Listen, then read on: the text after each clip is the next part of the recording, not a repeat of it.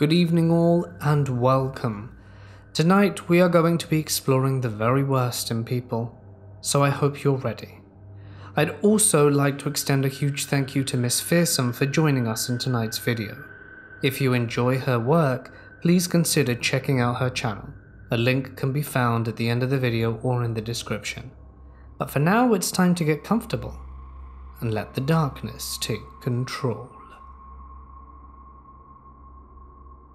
My father moved to Manhattan from Peru in 1970. One night during this time period, he was out at a bar with his friend Carlos, also from Peru. Sometime during the night, they were approached by a well-spoken, friendly, nicely dressed American man. He offered to buy them around, and they spent a few hours drinking and talking.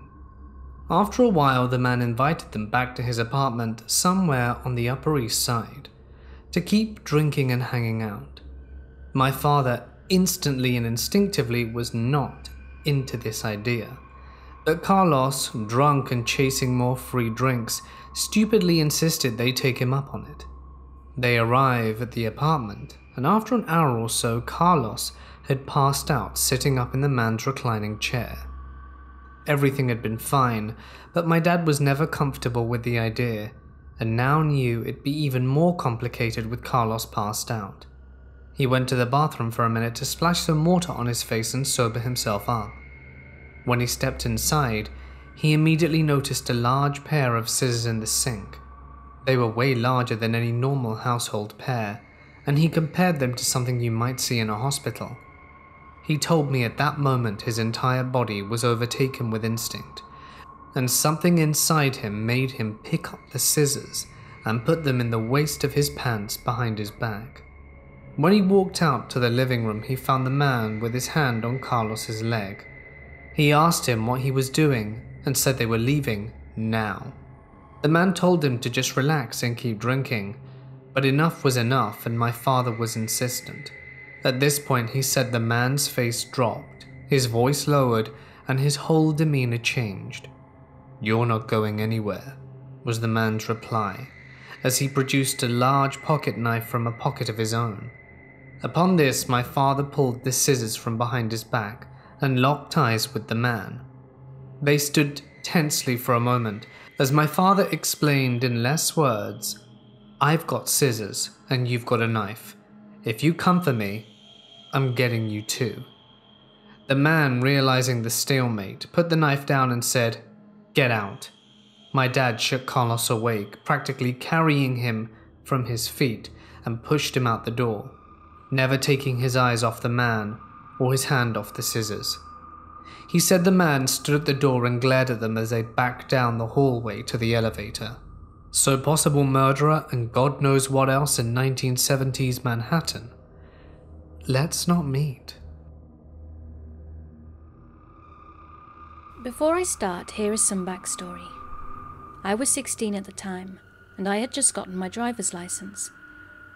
I was able to drive on my own until 11 p.m, but I didn't have a car at the time, so I was using my mum's car. I also had a membership to a local Planet Fitness during this time, so I would go and work out a few times a week after I got off school. One night, I decided to wait and do all of my homework at 8 p.m, so when I was done, it was already 9. I wanted to go to the gym, since I had nothing else to really do, and I hadn't gone in a while since I was particularly busy that week. So my parents let me go, but I had to be back at least before 10:30. I hopped in my mum's car and made the 5-minute drive to the gym, had a good workout, and left around 10.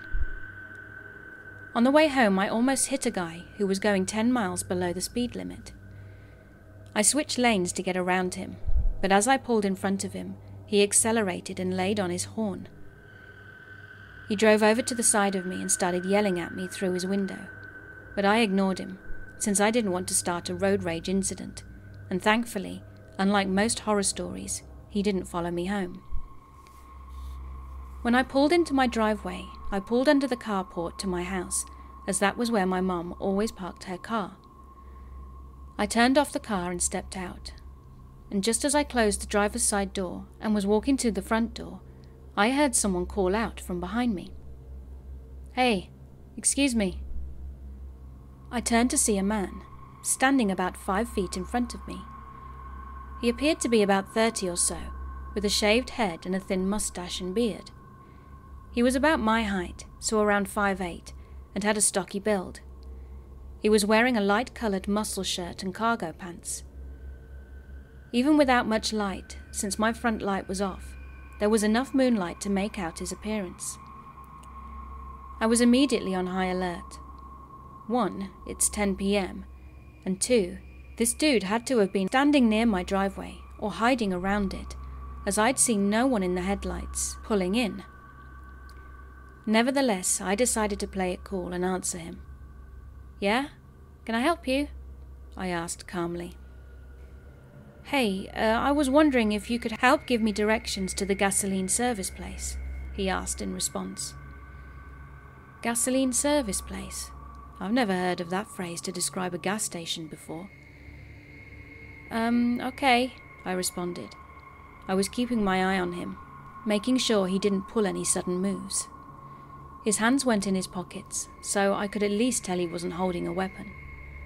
I also kept my ears open to any footsteps I heard, as this guy could have had a buddy hiding in the shadows, waiting for the perfect opportunity to attack me from behind. I proceeded to give him directions to 2 gas stations near my house, both of which were about 1/4 of a mile or so away. He seemed to have a lot of trouble understanding the directions, to which he explained that it was because he was from New York and was in my town visiting a friend of his. He then proceeded to ask me where the Mason Lodge was around here. I still have no clue what he was referring to. It wasn't a name of a motel or inn nearby, and a search on Google showed nothing in my area. I was starting to buy this guy less and less. He seemed sincere, but the fact that he came out of nowhere to ask for directions, in the middle of the night, in a suburban neighbourhood, was suspicious to say the least. Plus, as I'd mentioned before, I hadn't seen him in the beam of my mum's car's headlights at all when I was driving down the street and turning into my driveway. That meant he had lightning-fast walking speed with the quietest footsteps that I've ever heard, or that he was hiding nearby, and I caught him and was trying to act lost to appear credible. After talking to this guy for what felt like 10 minutes, he smiled and said, "God bless you, man," shook my hand, then turned around and began walking down my driveway. Now this is where things got even creepier. Me, thinking the whole ordeal was over with, turned around and took 2 steps towards my front door. However, I immediately panicked as I realized that by turning around, I had made myself vulnerable to an attack from behind. I turned my head towards the direction of where the man had begun walking to, only to find him completely gone. I looked around, but he was nowhere to be seen. I had turned around for only a few seconds, and in that time he had completely disappeared. This would be impossible for a couple of reasons. I live on a pretty long street in my neighbourhood. My house is near the middle of that street. Now there is one street that cuts through my street pretty much in the middle and makes a 4-way intersection. This is located about 5 houses down from me. But even if he had run with the speed of Usain Bolt, he wouldn't have reached that intersection in the span of 5 seconds. He made no sound whatsoever, and this could be related to the fact that I had not heard him walking up to me when I originally pulled into my driveway. However, there were no noises at all. Not a single sound could be heard. So unless this guy moved around without making a peep, he would have been heard by me. I freaked out and sprinted to my door, unlocked it and ran inside. I then slammed the door and locked it, and sat there, catching my breath, trying to rationalize what just happened. Thankfully, my house wasn't broken into that night, and nothing ever happened. But I told my parents the next day, and while they were worried, they told me that we were probably okay, considering that we live in a pretty safe neighborhood. I mean, the sheriff lives down the street from me. But thinking back on it now, I still have so many questions. I would love to know where that guy could have been hiding, or how he was able to disappear into thin air in under 5 seconds. I looked up and down the street several times, and not a single person was outside. To this day, I'm convinced that this guy was just hiding around the corner from me, waiting for me to go inside. That can be the only likely scenario. I have never gone to the gym that late at night anymore, and whenever I do arrive home late, I always rush inside. This man could have been genuinely lost, and I was a good Samaritan helping a stranger, or he could have been a potential burglar, criminal, or murderer, who I caught before he was about to plan his attack. But to the man who was in my driveway, if you were in fact a lost guy out in my neighborhood, try and get help before it is dark so you don't scare anybody. But if you had any malicious intentions, then let's not meet again. I moved into the neighborhood I live in right now about 15 years ago, when I was 9. The school district in this area is really good, and a new elementary school had just opened up at the time, so my parents thought it was a great place to go. This is the general time frame for this encounter. Everything went fine and dandy for the most part. I attended 3rd grade at the school, and my sister went to middle school not too far from it. One day though, my sister came home with a note from the school's admin. Apparently there had been increasing reports of child predators in the area. Whether these had been noted via children telling their encounters or terrified parents reporting their missing kids, I was too young to know. The notice was warning parents about it and telling them to caution their children. Naturally, hearing this, my rather protective, exceptionally Asian parents sat my sister and I down and nearly gave us the whole shebang when it came to child predators. They told us as much as they could about the awful things a predator would do to us if we ever got caught without having to use the word rape. Suffice to say, she and I got the gist of it. What I remember most clearly about the exchange is the pains that they went through to make sure we would catch on to any of the tricks that potential kidnappers might use on us. "They'll ask if you've seen a little dog," my mother said to me. "They'll ask you to help them look for it." Even though we were sufficiently spooked, I went to school the next day without thinking too much of it. After all, I didn't think it would ever happen to me. Now, because the elementary school was so entrenched in the neighborhood, it was within short biking distance, and I rode there every morning, and rode home every evening. And that day was the same. I remember turning the corner of the sidewalk and riding towards the T intersection, the corner of which my house occupied. As I was leisurely biking along, a truck slowly pulled into the street and drove up next to me. I want to say it was a black pickup truck, but I can't remember exactly. What I do recall is slowing down and looking over at it as the window rolled down. A man leaned out. I think he looked young, but as a child I had a somewhat skewed sense of age judgment, and I remember very clearly that he was Caucasian. He then proceeded to ask, "Have you seen a little dog?" I was so spooked I stared at him wide-eyed for a full moment before biking full speed diagonally across the road to get to my house as fast as I could. I remember glancing back over my shoulder to see him look around before turning into another intersection. What I don't remember is what I told my parents when I got home. The next day at school I got pulled out of class by the principal. She took me into an unoccupied classroom that wasn't being used for lack of people. She asked me all sorts of things about the man. What did he look like? What kind of car was he driving? How old I thought he was? I couldn't give them a very good description because I didn't know much about makes or models of cars, and I was afraid that any concrete details I could give them would just be my brain trying to fill in the gaps. She thanked me and told me that a police report would be filed. I didn't hear anything of it after that, but for a long time I was scared of being out of the neighborhood alone. 5 years later, when I was in middle school, I learned that one of the 2 kindergarten teachers at the elementary school got booked for child molestation. 2 years after that, when I was in high school, it was one of the gym teachers, so the area really did have a bit of a problem. At any rate, I never learned what became of my police report. Maybe the man really just was looking for a little dog. Whatever the case, sir, let's not meet again.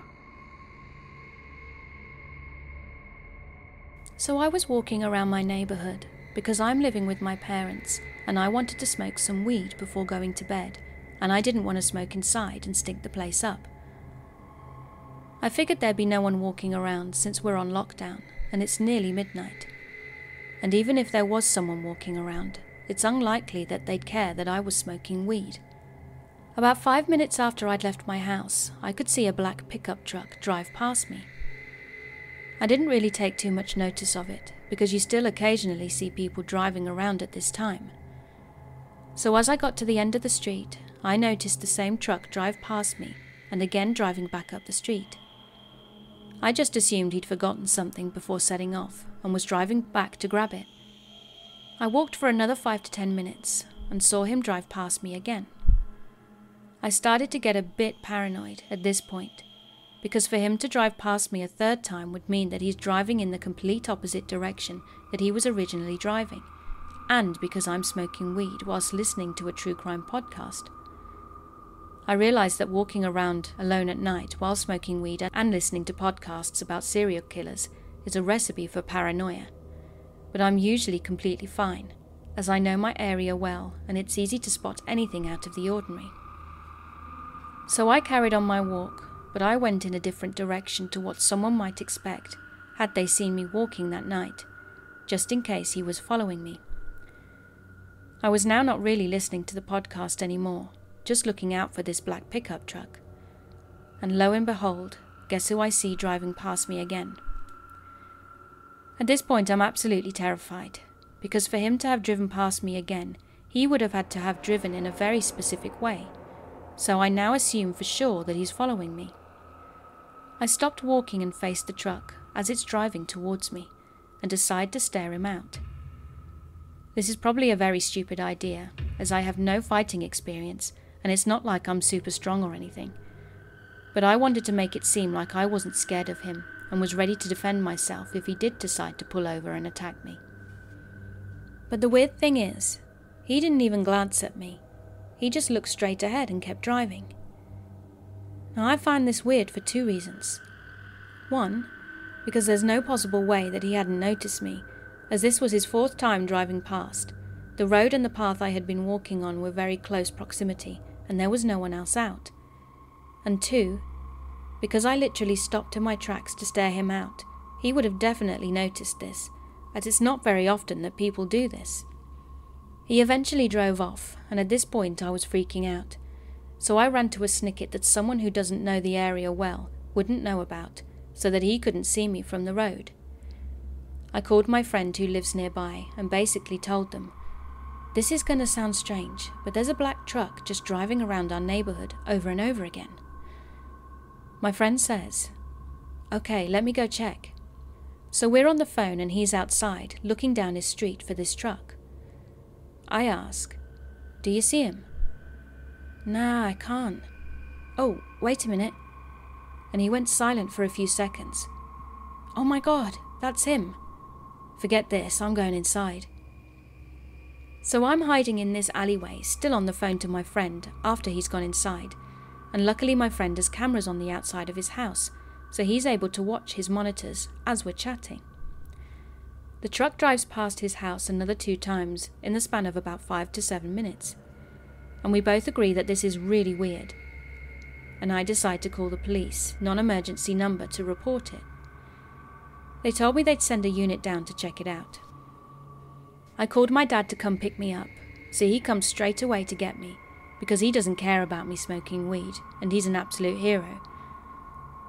Once we got back home and I rang my friend to ask him for updates, he said that this black truck had driven past his house 15 times in the time it took me to get back home, which took about maybe 20 minutes.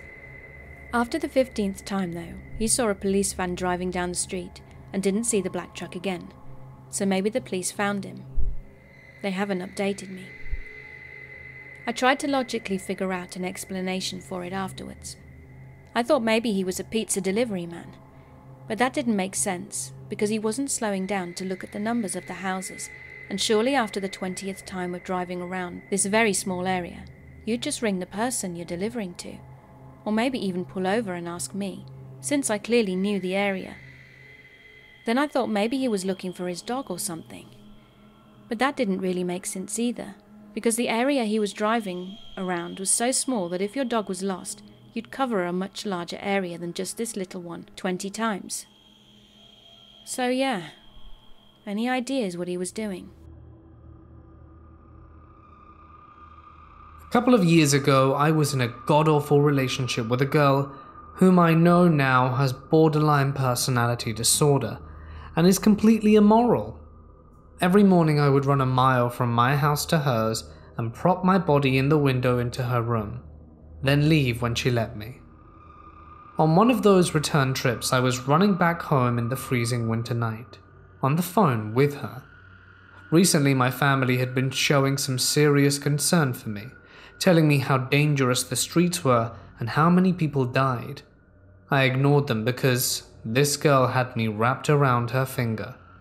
So I'm running, it's dark and freezing, and my ear is as usual behind a blend of insults and arguing. When I hear someone yell, "Hey yo, who's that?" I stopped and turned and saw someone walking from their driveway, eyeballing me suspiciously. I held my palms in the air as the universal sign for I'm harmless and said, "Nobody," before resuming my jog home.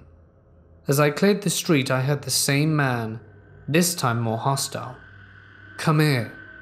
I ignored him, figuring he was just gonna mug me, wasting both of our time as I was broke. He kept calling me, pursuing me through several streets until he changed up his yell. "Hey yo."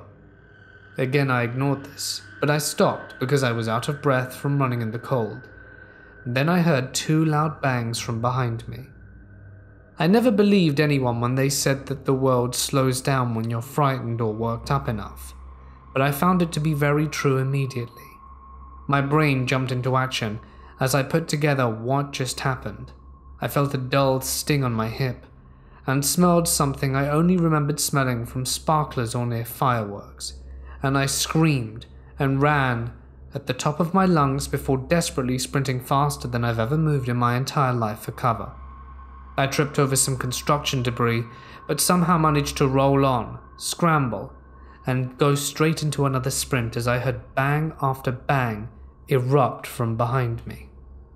My phone flew out my hands and down the street at some point. I saw a police car and desperately waved my hands and screeched.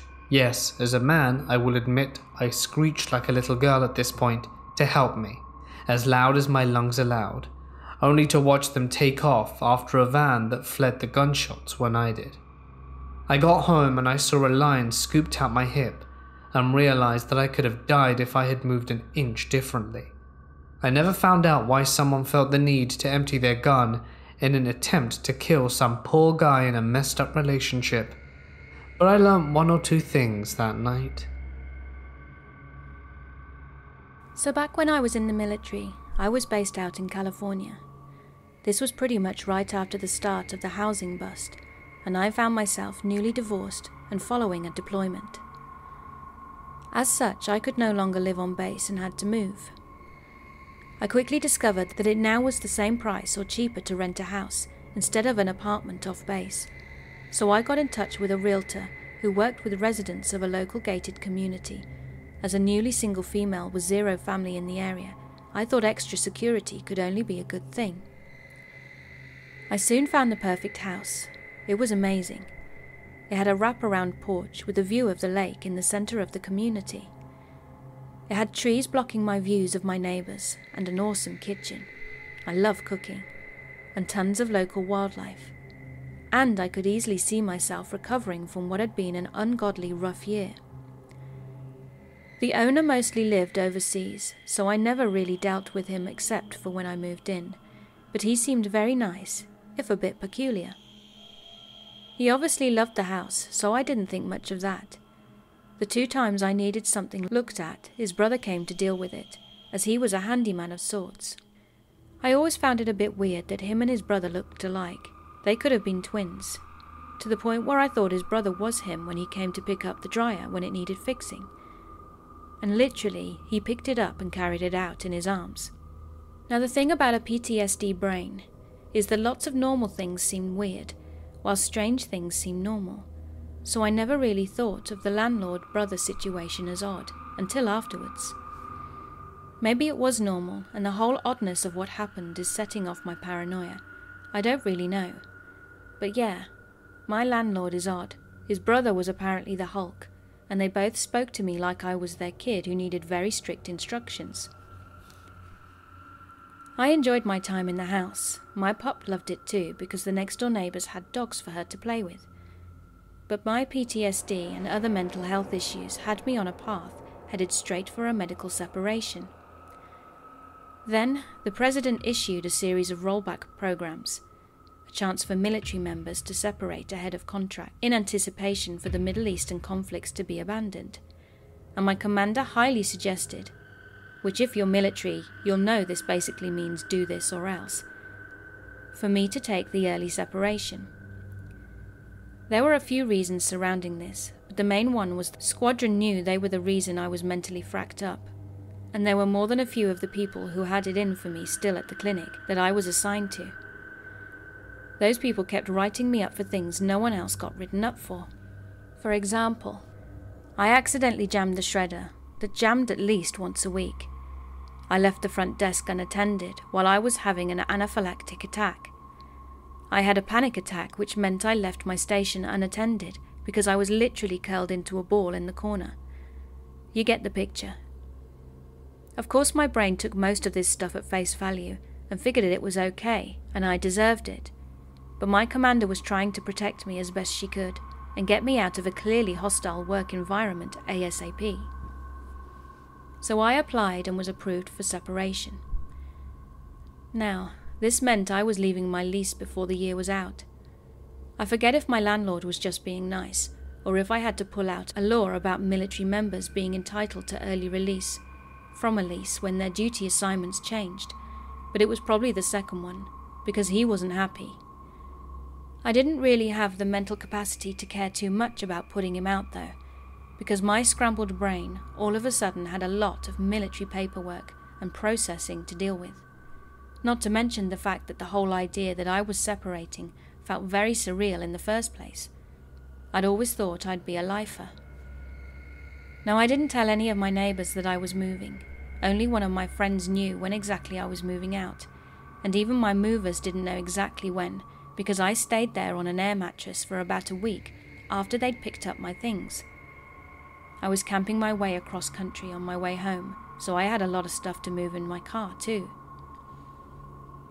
To the best of my knowledge, no one on the base knew exactly when my house would be vacant either, because I actually stayed in a motel off base for a few days after I'd moved out, just to make the final days of last-minute paperwork easier. They knew what my travel plans were. I was on a separation leave for that time, which meant I was technically still in the military, and they needed to know exactly where I was. But I had marked my starting location for the trip as my base, not the house. What you should be getting from this is that only 2 people for sure knew the exact date I was leaving that house, my friend and my landlord, who is likely to have told his brother and realtor as well, but I'm not sure. But that being said, even my landlord didn't know the exact date I'd be leaving the area, just when I'd vacate the premises. My landlord had told me to drop my house keys in the realtor's mailbox, so that's what I did. And a few days later, I left on my road trip home. Now, about a day later, I got a phone call from my landlord. I'm on the road with my pup when I answer, and the conversation goes like this. "Hey, you left your camera here," he said. "Are you sure?" I replied. "Yeah, it's a Nikon with a nice set of lenses and a camera bag." "Oh, I don't have one of those." "Really? My brother said you did." I tried to think back, and I remember his brother coming over to drop off, again literally with his arms, the dryer whilst my sister and nephew were in town. She's an avid photographer, and I figured that she must have had camera bag out in preparation for our day trip to San Francisco. It goes on. "No, I only have one of those Canons that can fit in your pocket. You must be thinking of my sister's. But she for sure brought that home with her months ago." The landlord went silent for a while before he continued. "Well, what about this sleeping bag that's here?" No, I definitely have my sleeping bag with me. The landlord again describes my sleeping bag, right down to the last detail.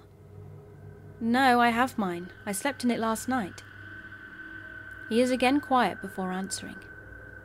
But there's a backpack too, with a few random items inside. His tone now changes to accusatory. Did you tell one of your friends they could stay here for the rest of your lease? No. Only one of my friends even knows exactly when I moved out, and he's visiting his wife who is deployed in Korea right now. Well, someone's been living here. At this point it should have occurred to me how weird it was that he'd gone from a friendly, "Hey, you forgot this," to an angry, "You let someone squat here," so quickly. But it was only just getting through my head that someone had clearly moved in the moment I'd moved out. This house didn't have an attic, so this couldn't have been one of those someone was living in the attic while I was living there and moved down into the main house later. There wasn't a sealed off part of the house where this could be done, and I even went into the basement on a regular basis. It's possible someone was living in the woods behind the house, but I've got no idea. Anyway, my landlord wanted me to come over and check the stuff to make sure it wasn't mine. I told him that I'd finished up my paperwork, so I was on the road and already in Oregon. He clearly hadn't expected me to already have left the area, since I still had a few days on my lease. Yes, it should have struck me as weird that he was already in the house, but I figured he'd picked up the keys and knew I was out. And he told me he'd have to call me back after he figured things out. He never called back. I texted him later to follow up, but all I got was short or no responses to my questions. No, they didn't know whose stuff it was. No answer when I told him I was freaked out and wanted to know what had happened. Yes, he'd gotten both sets of keys from the realtor. No, he hadn't found anything else. Not long after, I got my full deposit back, which I hadn't been expecting since I felt bad for not staying my whole lease. I hadn't planned on asking for it. It wasn't until relaying this all to my mum later that I realised exactly how weird the whole thing was, or that my landlord might have been making up the squatter. She pointed out how strange it was that a guy who was supposedly travelling too much to use his own house would show up himself to walk through the house after I'd left. But before he picked up the keys or the lease was up. Especially since his brother did everything while I lived there. Neither of us are really sure if he was up to something, or if there really had been some extremely creepy stalker-squatter situation. Either way, the whole thing seriously messed with my already messed up head. I'd been with a girl for a few months. We were pretty much inseparable and spent almost all our free time together. Most of said time was spent smoking weed, drinking and popping pills. Enter Sean. Sean is a 100% confirmed rapist who is locally famous for doing said action to a 14-year-old girl and getting away with it because it took her too long to get to the police. The guy was inherently mentally unstable and had a ridiculously long list of girls he harassed. Sean was by far the creepiest guy I'd ever met, and of course, he sold weed. In the early morning around 1 AM, we were freaking out at our lack of weed. We wanted to smoke pot and watch Trailer Park Boys all night, and those plans were being thwarted by all our normal hookups not responding. Contacting Sean was protested, but we were a bit desperate. She called him, and he immediately offered to drop the dope off. She opted to meet him in a Walmart parking lot. After she got off the phone, she explained to me that Sean was a tad bit obsessed with her, and that he'd stalked her in the past. So she drove us up, and he was there on time. Sweet. The guy didn't know I was there, so she started walking to his car alone, and he made her get into his passenger seat. Being the overprotective guy I am, I immediately noped out of my seat and went to his car. I went to the door, opened it and said something like, "Got the weed?" then pulled her out the car and walked back to hers. In the car she informed me that he touched her thigh as they exchanged. I told her to stay away from him and she agreed, and that it looked to be a good idea. So we went to her house and smoked his weed. In retrospect, I'm lucky it wasn't laced. and he started texting her dozens of messages, calling her a plethora of insults and talking about doing all kind of things to me. We laughed at him and got high as hell and turned on Netflix. A good hour into our watching session, she got a phone call from him. She tosses it on speaker and he says, "I'm outside your house." We look at the main window and there he is, standing on the sidewalk like a jackass. Considering we had pot, used pipes all around the house, and tons of illegally obtained pills, we felt like calling the cops would be a bad idea. So we went upstairs and watched him from behind the curtain, freaking out. He stood outside for at least an hour, maybe 2 before leaving.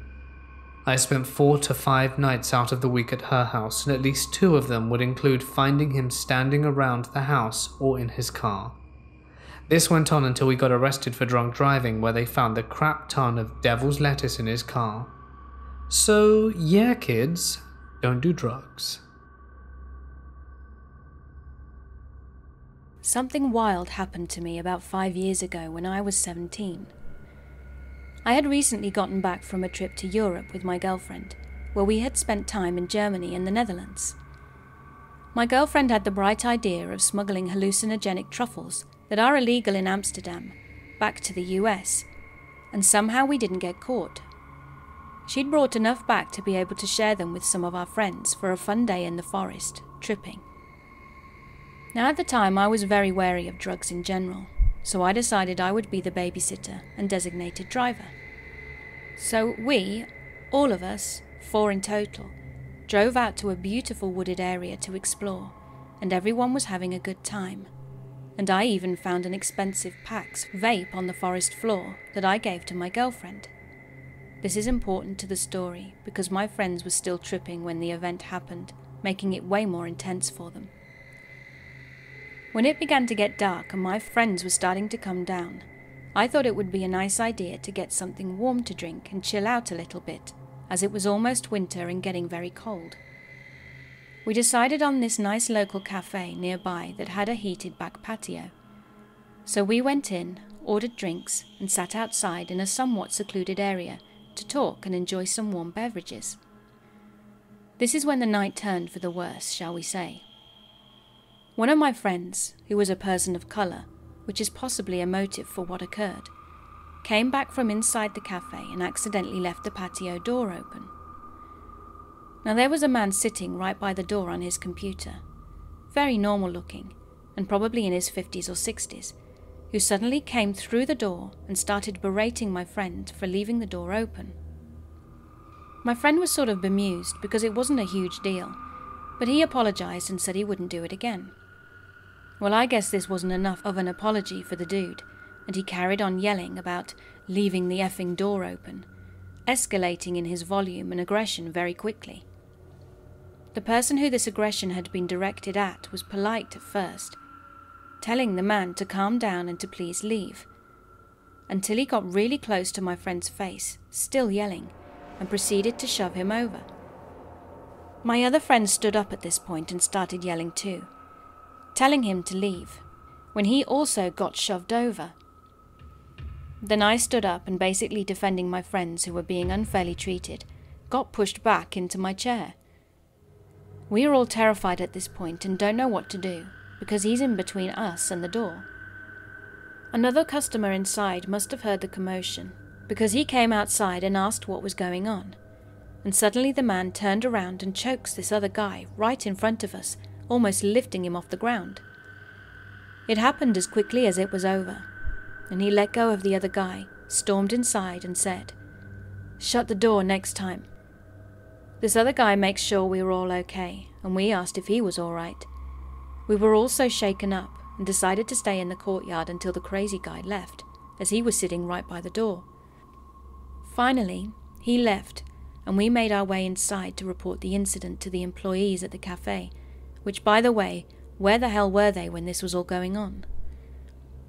They honestly didn't take it very seriously, but let us know that he wouldn't be allowed back in. We left and I drove everyone home.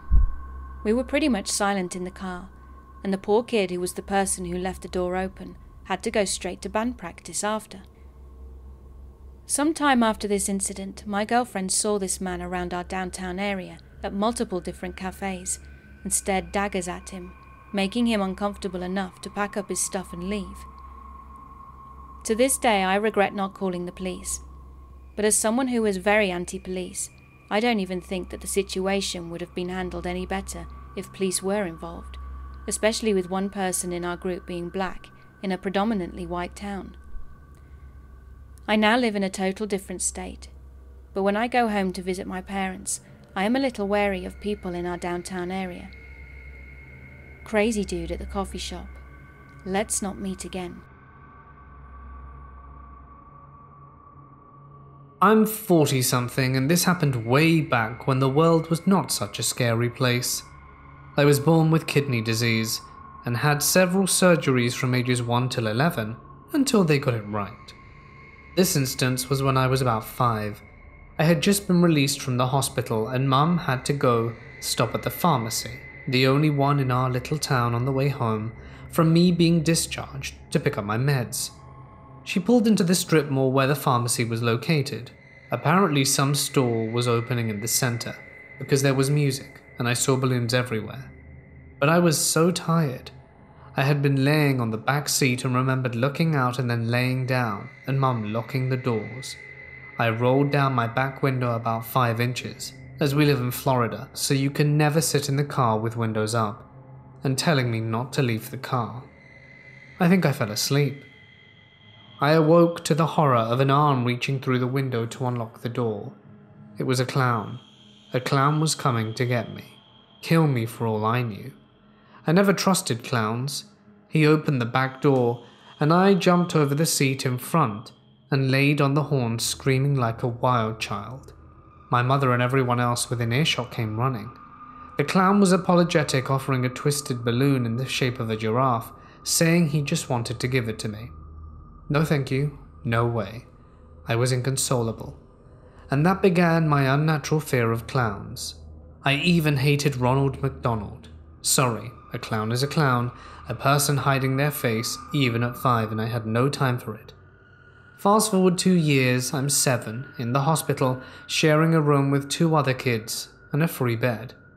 For those of you who don't know, kidney problems are miserable. You have to pee, you can't, and when you do, it hurts badly. I'm just out of surgery, and we get visitors to cheer us. Clowns. I'm groggy and losing my mind, crying, screaming, and again, inconsolable. Why the hell are there clowns in my room? I didn't ask for them. I'm sick and in pain. Get the hell away from me. After they remove the clowns and the nice nurse sits with me until I fall asleep, I wake up to find a giraffe balloon that a clown left me. Sure, it's probably a coincidence. I think giraffe is the basic balloon animal required for clowns. Matters not to me. I'm an adult now. And I swear to heavens if any clown approaches me, I will consider it a threat to my life and drop kick him immediately. When I was at high school, some classmates and I, along with some teachers, went on a month-long trip around Europe to study. And as we only spent 1 week in each city, we stayed with host families. The trip had been amazing so far, and my friend and I, who had chosen to stay together in our accommodation, had had a really good experience with the old lady that we'd stayed with in the first part of the trip. So that had us in good stead to meet our next hosts, and we were really excited. We had been encouraged to write an email to each of our hosts a week before we left home, just so they could get to know us and we could get to know them, which helped making our first interactions more comfortable. However, I had sent a really nice email to the father of this next family. Let's call him John, but he never replied. I didn't think much of it. He probably hadn't seen it, or maybe just didn't want to answer, which is totally fine. But just when we got off the plane, I got an email from him which merely read, "Hello, let me know when you get on the bus." I thought it was a bit cold, but I do tend to be a bit overly friendly sometimes, as a result of being extremely socially awkward. So I figured it was probably just me being too intense or something. A cab took us to their house, and we were greeted with the strongest glare that I have ever experienced. Again, me being overly friendly, I just kept saying hi and thanking him for everything. But he didn't say a thing. He just kept glaring at us, and then at the taxi driver, until the cab left and he opened the door and let us inside. Before he'd even said hi or even showed us around the house, he made us stay in the narrow entrance and began telling us the house rules, which is normal, but the way he did it was very intimidating. He was basically stating that we had to take extreme care of his house or we'd have to pay for anything and everything we damaged, which again was a valid point, but he didn't stop glaring at us. It was like we'd already broken something. He ordered us to take our shoes off and told us our room was on the 3rd floor and to the left. So we had to carry our suitcases up the very tiny and narrow stairs, not even knowing where we were going, because we obviously didn't know the house, and he hadn't even showed us the way. Whatever, we thought. It's probably just the awkwardness of meeting new people, but this vibe had only just started. We were called down for dinner and sat waiting whilst he cooked for us and his daughters.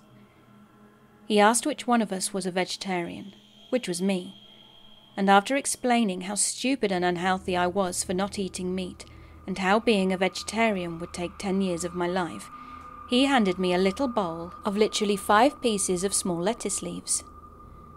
Again, kind of weird, but we wouldn't even have dinner at their house, as the school we were exchanging into covered our meals. Something I'm still so glad about, so it was fine. He started asking really specific private questions like, how much money have you brought with you? Where do you keep it so you don't lose it? And, do you come from rich families? Which made us really uncomfortable. We just said we didn't know and tried to change the subject.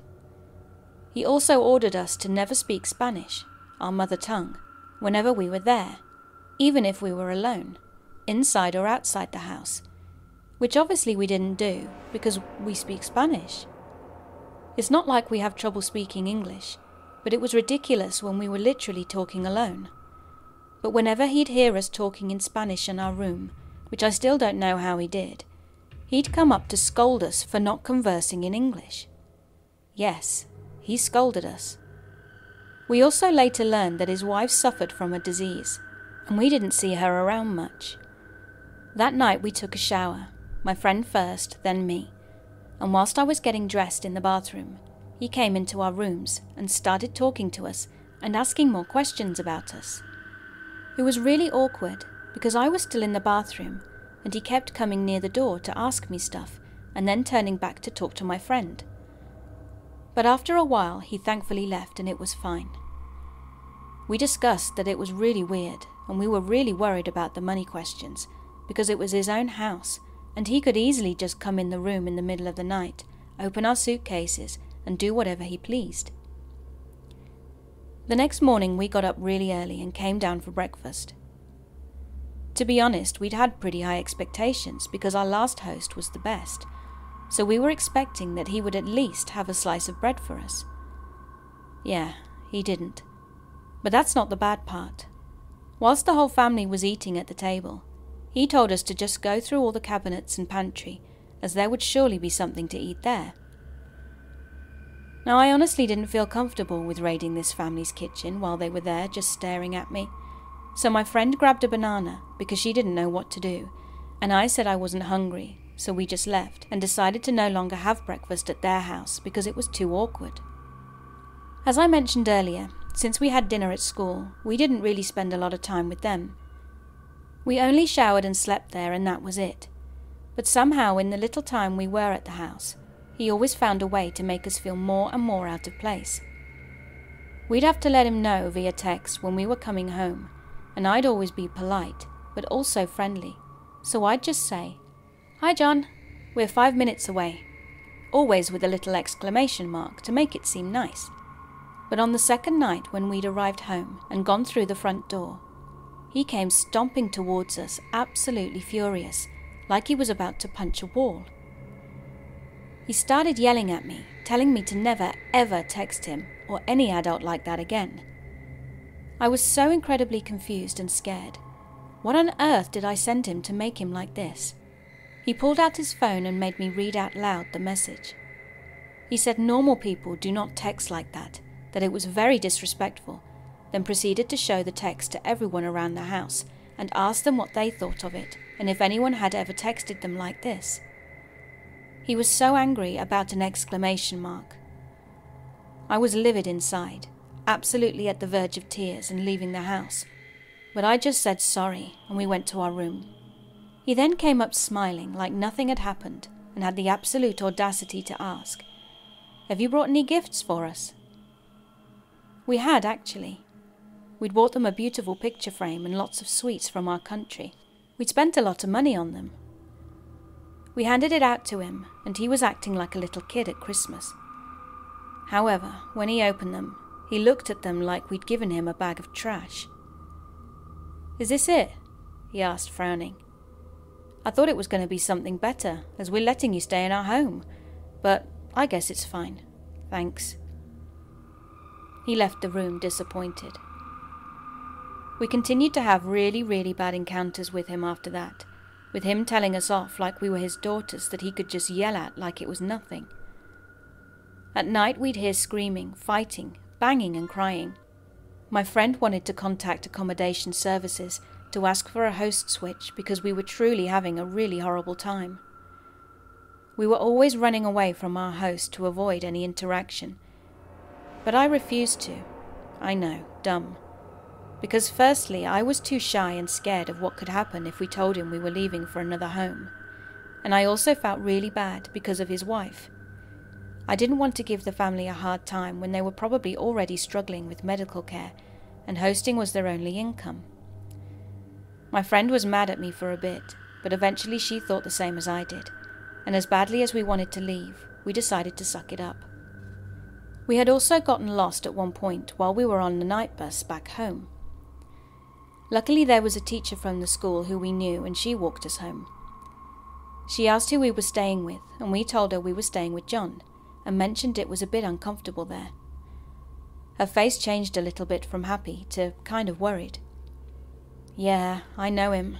We've been told that he is a bit special, but that's it really. Don't worry about it."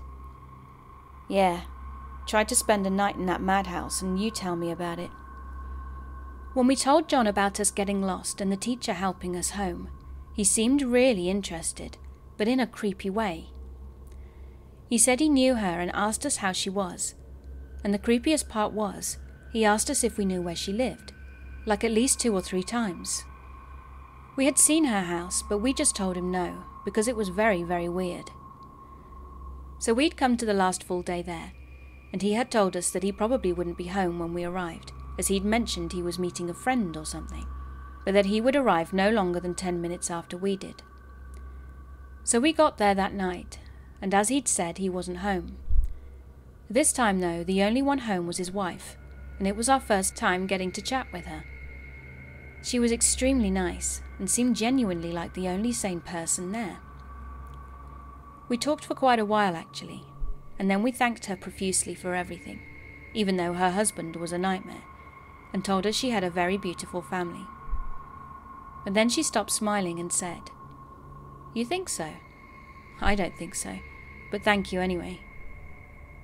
And then there was an awkward silence for about 30 seconds. Neither of us knew how to respond to that, so after a bit we just nervously laughed and said goodnight. John didn't return until almost midnight. He asked us if we had any laundry to do. I did. It was the clothes I'd been wearing for a week, and they really needed to be washed. But then he said he would do it, and wouldn't let me go and help or do it myself. And honestly, this might be a reach, but I really didn't want to give my clothes for some reason. It just felt wrong. So I ended up declining and saying that I'd remembered that I'd actually washed them, which I knew wasn't believable, but there was no way I was giving him my stuff. He kept insisting, asking over and over again if I was sure, and I said I was. The next morning we were so excited to finally be able to leave that house after a week that felt more like a month. We had our things ready and took our stuff downstairs to the main entrance and waited for the cab to pick us up. John came downstairs and started to make small talk with us. He kept looking out of the window over and over again, like he was looking for something specific. We thanked him for the hospitality, which wasn't provided, but you gotta be polite, I guess. And he started rambling on about how he loved hosting students, that he had been doing this for 10 years and stuff like that. And then he started saying weird stuff like, "But you have to be careful because you don't know who you could be staying with. There's some crazy people, you know?" I swear to God, I was about to escape, getting ready to run, when the cab arrived, and he started suddenly acting happy and nice, like we had the greatest relationship. He hugged my friend and then went in to hug me.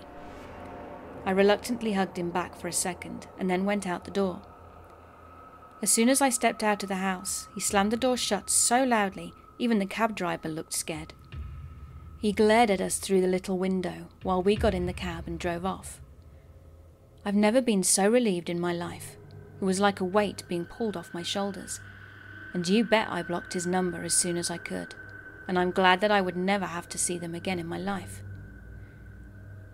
I understand that families have their issues, but that man was absolutely terrifying.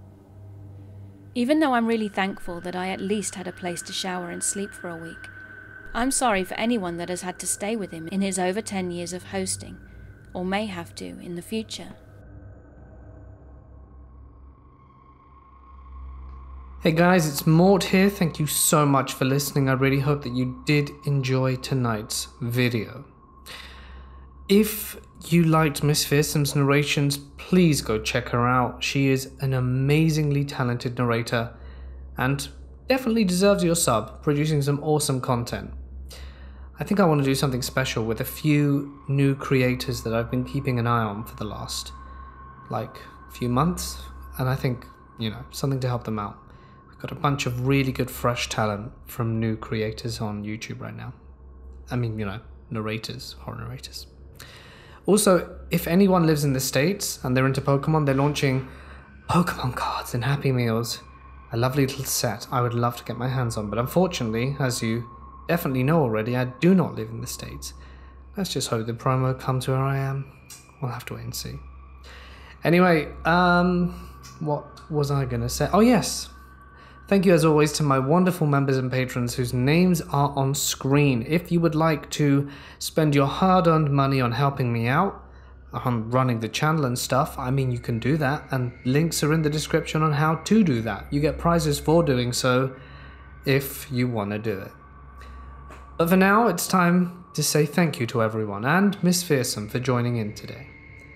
So stay awesome, link on screen now to her channel, and I'll see you in the next one.